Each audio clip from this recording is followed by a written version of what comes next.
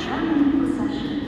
згодна з правилами перевозок пасажирів метрополітену забороняється уходить на станцию и проезжать по поездах метрополитена громадянам в нетвердом стані, курить у вагонах на станциях и переходах, провозить продуктов сгорания в духовые, отруйные и недалекие речи, бытовые газовые баллоны, вставать крылами и обстреливание метрополитена и вагонов,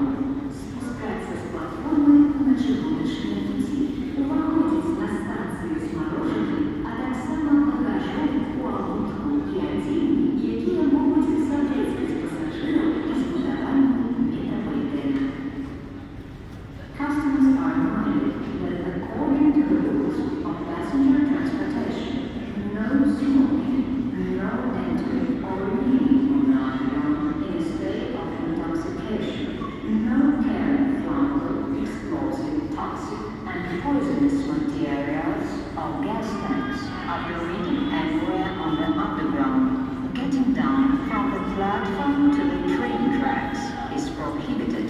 For comfort and safety, please do not enter the underground with ice cream as well as with luggage or in clothing, which may soil or damage any part of